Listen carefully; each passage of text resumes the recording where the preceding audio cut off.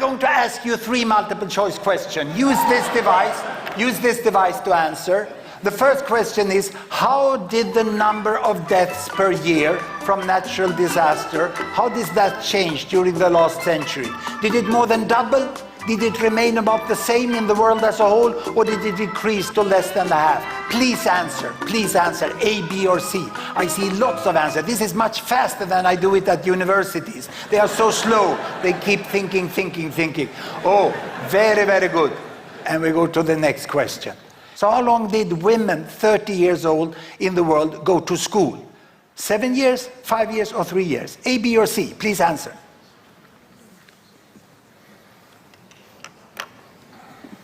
And we go to the next question.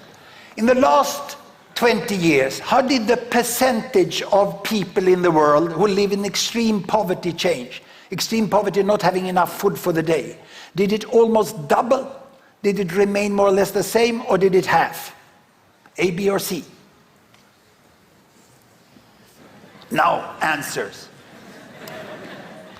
You see, death from natural disasters in the world. You can see it from this graph here. From 1900 to 2000.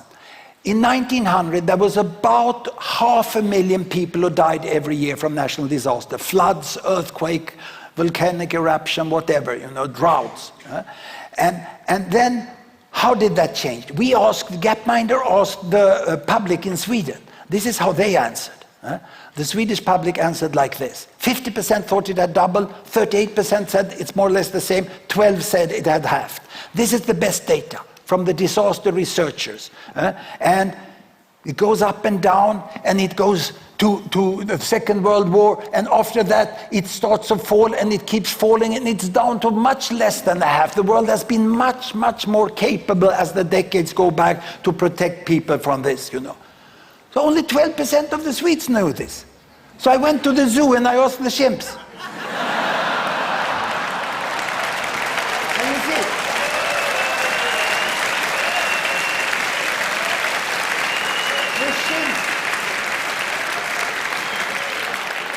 The chimps doesn't watch the evening news.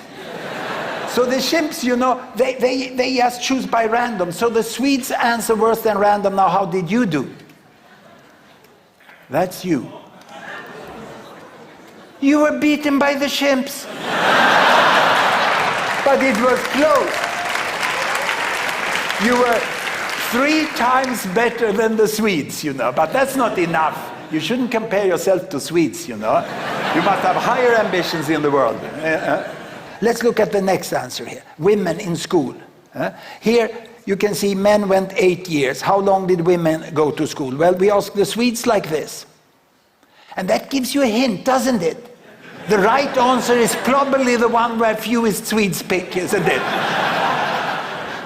Let's see. Here we come. Yes, women have almost catched up. This is the US public. And this is you.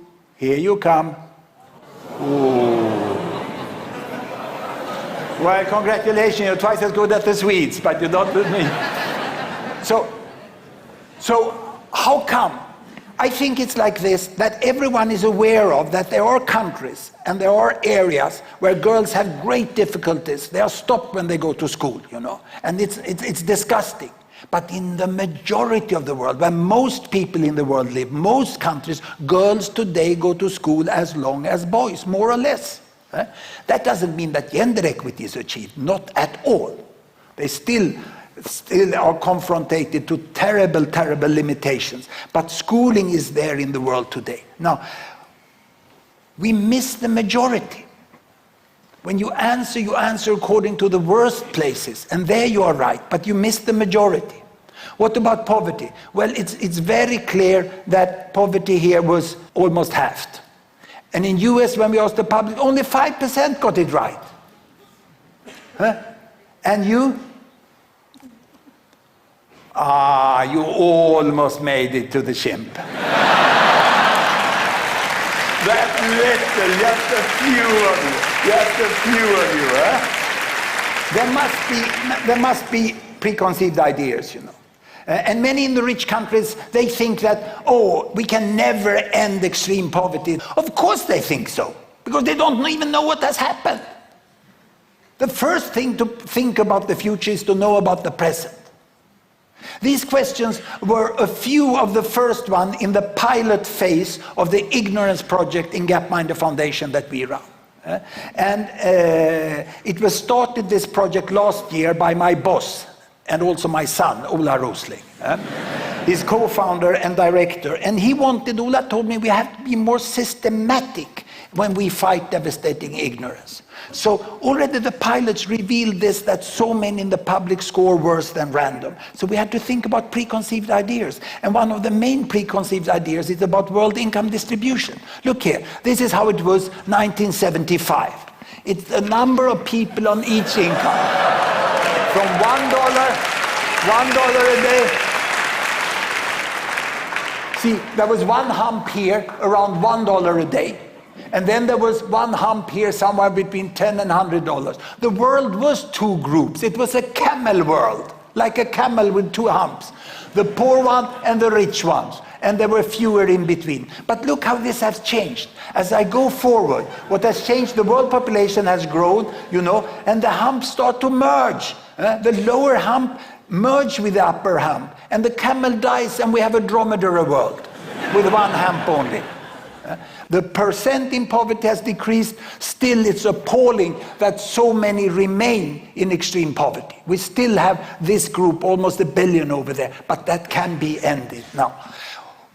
The challenge we have now, is to get away from that, understand where the majority is. And that was very clearly shown in this question. We asked, what is the percentage of the world's 1-year-old children who have got those basic vaccines against measles and other things that we've had for many years?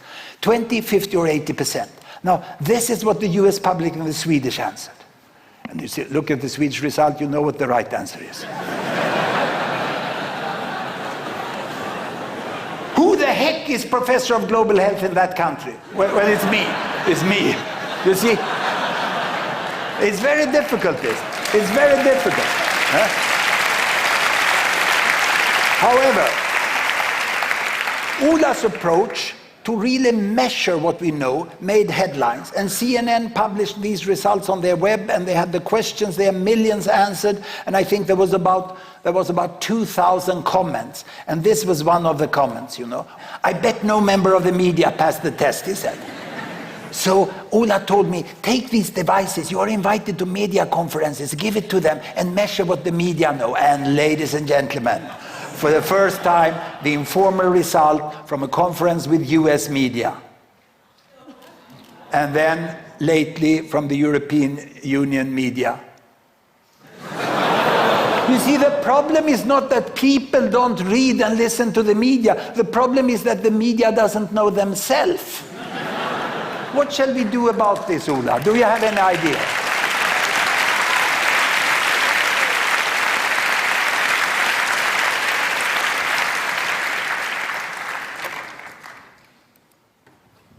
Yes, I have an idea, but first, I'm so sorry that you were beaten by the chimps.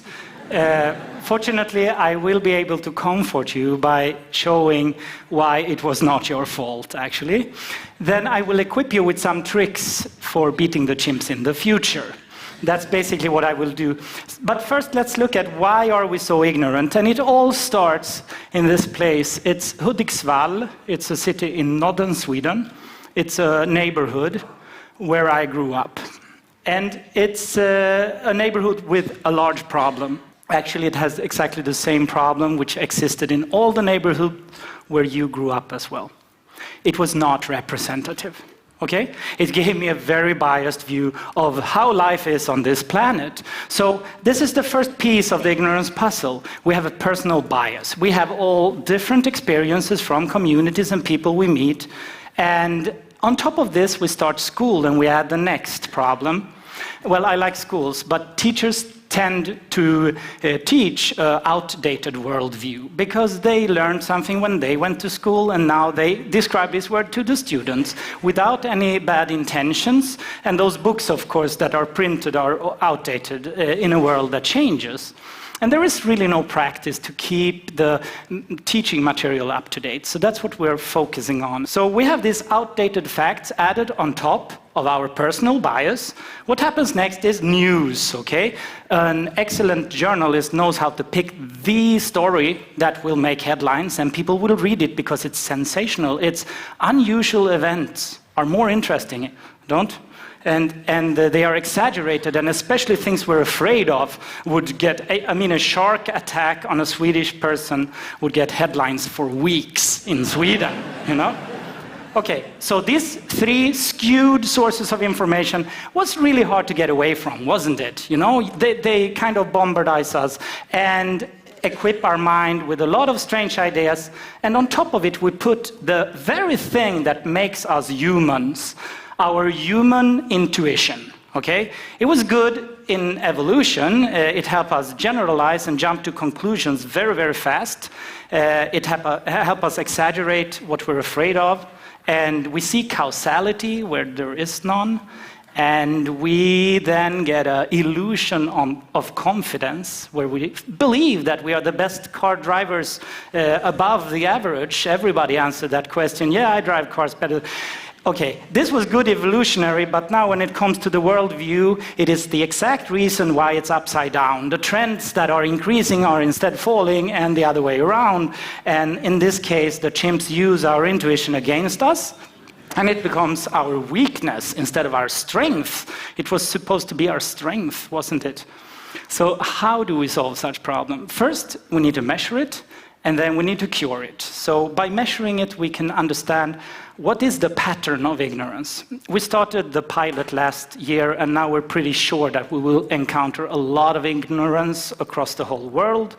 And the idea is really to scale it up to all domains or dimensions of global development, such as climate, endangered species, human rights, gender equality, energy, finance. All different sectors have facts, and there are organizations trying to spread awareness about these facts. So I've started actually contacting some of them, like WWF and Amnesty International and UNICEF, and asking them, what are your favorite facts which you think the public don't know?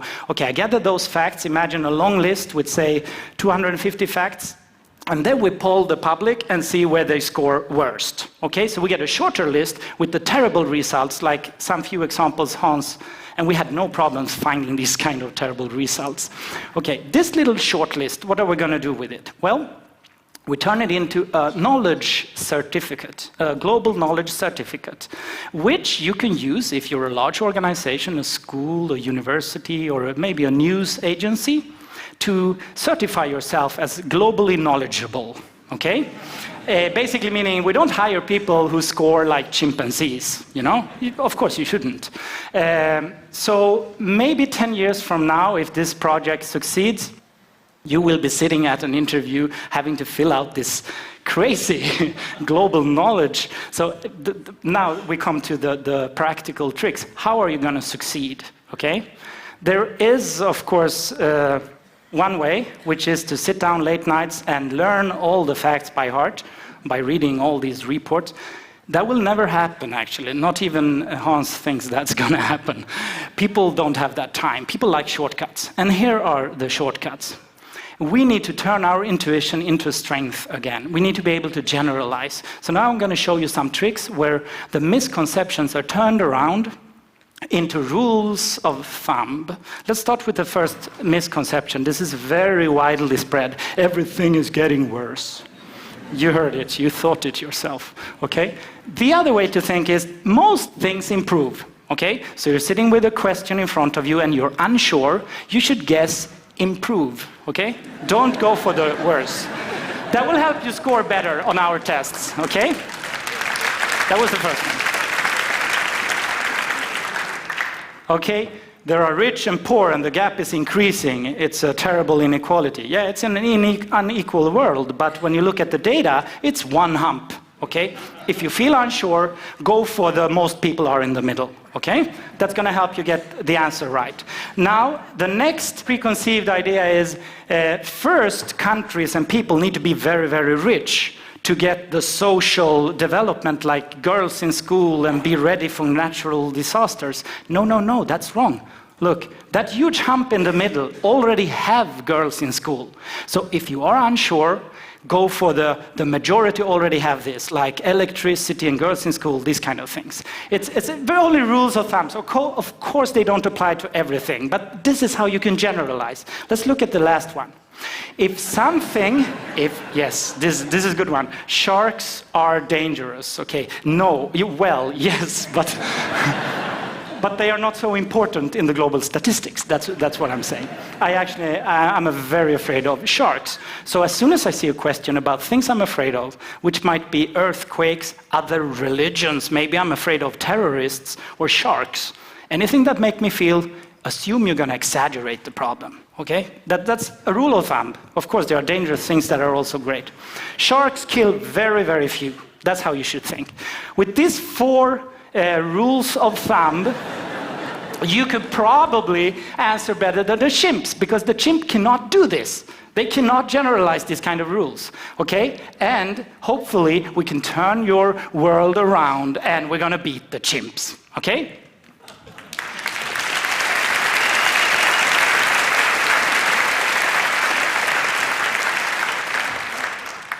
That's a systematic approach. Now the question, is this important? Okay? Yeah, it's important to understand poverty, extreme poverty, and how to fight it, and how to bring girls in school. When we realize actually it's succeeding, we can understand it. But is it important for everyone else who cares about the rich end of this scale? I would say yes, extremely important, for the same reason.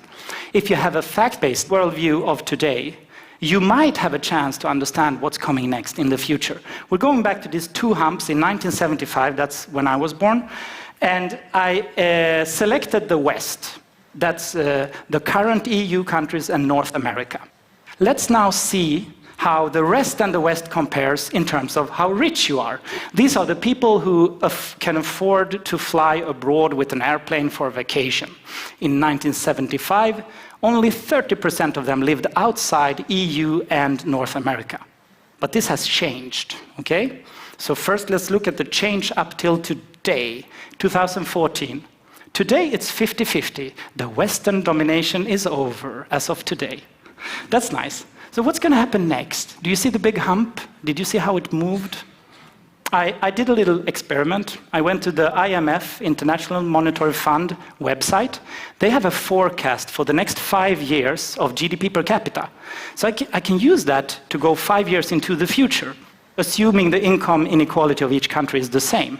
I did that, but I went even further. I used those 5 years for the next 20 years with the same speed, just as an experiment, what might actually happen. Let's move into the future. In 2020, it's 57% in the rest. In 2025, 63%. 2030, 68%. And in 2035, the West is outnumbered, okay, in the rich consumer market. These are just the projections of GDP per capita into the future. 73% of the rich consumers are going to live outside North America and Europe. So yes, I think it's a good idea for a company to use this certificate to make sure they make fact-based decisions in the future. Thank you very much.